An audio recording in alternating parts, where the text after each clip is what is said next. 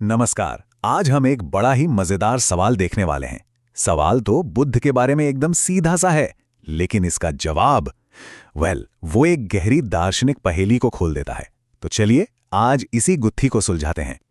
तो सवाल ये उठता है कि बुद्ध के कितने काय या शरीर होते हैं। सुनने में थोड़ा अजीब लग सकता है ना, पर इसका जवाब बौद्ध धर्म की दो बड़ी शाखाओं के बीच एक बहुत गहरे फर्क को सामने ले आता है। और बस यहीं से ये पहेली शुरू हो जाती है। एक तरफ है महायान परंपरा, जो कहती है कि बुद्ध के 3 काय हैं। इसे त्रिकाय सिद्धांत कहते हैं। वहीं दूसरी तरफ थेरवाद परंपरा है, जो सबसे पुराने ग्रंथों पर आधारित है और वो सिर्फ 2 का जिक्र करती है। तो फिर सही क्या है, 3 या 2? चलिए इसको थोड़ा खोलकर समझते हैं। हम महायान के त्रिकाय सिद्धांत से शुरू करते हैं, क्योंकि ये इस सवाल का सबसे जाना माना जवाब है। सबसे पहला है निर्माण काय, यानी प्रकटीकरण काय। अब ये क्या है? अरे ये वही भौतिक शरीर है जिसे हम सब जानते हैं, जैसे ऐतिहासिक गौतम बुद्ध, जिन्होंने इस धरती पर जन्म लिया, शिक्षा दी और महापरिनिर्वाण को प्राप्त हुए। ये वो रूप है जिसे हम और आप जैसे साधारण लोग अपनी इंद्रियों से महसूस कर सकते हैं। दूसरा है संभोग काय या आनंद काय। अब ये थोड़ा अलग है। ये एक सूक्ष्म, दिव्य और प्रकाश से भरा हुआ रूप है। ये फिजिकल नहीं है और सिर्फ बहुत ही पहुंचे हुए बोधिसत्वों को ही दिखाई देता है, वो भी तब जब वे गहरे ध्यान में होते हैं। ये आनंद और ज्ञान का प्रतीक है। और तीसरा और सबसे गहरा है धर्मकाय। सच कहूं तो इसे शरीर कहना भी ठीक नहीं है। ये तो वो परम सत्य है, वो निराकार वास्तविकता है जिसका कोई रूप नहीं। यही शून्यता है, यही निर्वाण है। ये वो अनंत स्रोत है जिससे सारे बुद्ध पैदा होते हैं। ये समय और जगह से पूरी तरह परे है। तो एक बार फिर से देखें, महायान के हिसाब से ये 3 काय हो गए। निर्माण काय यानी हमारे ऐतिहासिक बुद्ध, संभोग काय यानी दिव्य बुद्ध, और धर्म काय जो कि खुद परम सत्य है। देखा जाए तो ये एक बहुत ही साफ और सिस्टमैटिक मॉडल लगता है ना? लेकिन कहानी यहां खत्म नहीं होती। चलिए अब थोड़ा पीछे चलते हैं और थेरवाद के दृष्टिकोण को देखते हैं, जो हमें पाली सुत्तों यानी सबसे पुराने बौद्ध ग्रंथों में मिलता है। और यहां तस्वीर थोड़ी अलग है। थेरवाद ग्रंथ सीधे सीधे 2 कायों की बात करते हैं। पहला है रूप काय, जो कि भौतिक शरीर है, और दूसरा है धम्म काय यानी धम्म या सत्य का शरीर।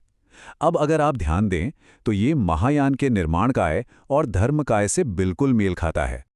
इस विचार को ना वक्कली सुत्त के इस प्रसिद्ध कोट से बेहतर कुछ नहीं समझा सकता। यहां बुद्ध खुद कह रहे हैं कि उनका असली रूप उनका ये हार्ड मास का शरीर नहीं, बल्कि उनके द्वारा सिखाया गया धम्म है। मतलब जो धम्म को समझ लेता है वही असल में बुद्ध को समझता है। तो अब एक बहुत सीधा सा सवाल खड़ा होता है। अगर थेरवाद में रूप काय यानी निर्माण काय है और धम्म काय यानी धर्म काय भी है, तो फिर महायान का वो दूसरा वाला संभोग काय वो कहाँ गया? क्या थेरवाद परंपरा में वो है ही नहीं? और बस यहीं पर आकर हम इस पहेली को सुलझाना शुरू करते हैं।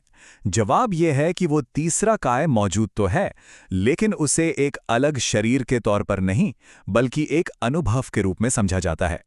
देखिए, सबसे जरूरी बात यह है कि थेरवाद परंपरा संभोगकाय को एक अलग काय के रूप में नहीं सिखाती, लेकिन संभोगकाय जिस अनुभव की बात करता है, वो दिव्य आनंद, वो प्रकाश, वो ध्यान की गहराइयों में पूरी तरह मौजूद है।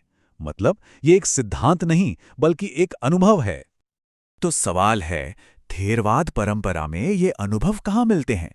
ये मिलते हैं गहरे ध्यान से पैदा होने वाले आनंद और प्रकाश में, समाधि से बनने वाले मनोमय काय यानी मन से बने शरीर में, और ब्रह्म विहारों यानी प्रेम, करुणा जैसी असीम भावनाओं के अभ्यास में। ये सारे अनुभव असल में संभोग काय के गुणों से सीधे सीधे मेल खाते हैं। तो फिर सवाल यह है कि थेरवाद इसे एक अलग काय का नाम क्यों नहीं देता?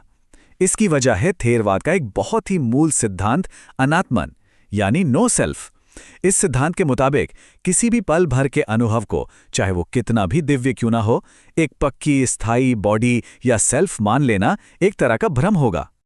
तो अब हम इस पूरी गुत्थी को सुलझाने के आखिरी पड़ाव पर हैं।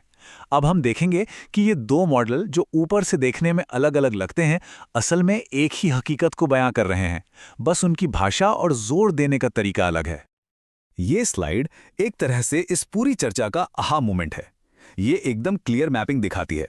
महायान का निर्माण काय थेरवाद का रूप काय है, धर्म काय धम्म काय है, और संभोग काय वो थेरवाद के मनोमय काय और ध्यान के आनंद वाले अनुभवों के बराबर है। तो ये कोई विरोधाभास नहीं, बस शब्दावली का अंतर है।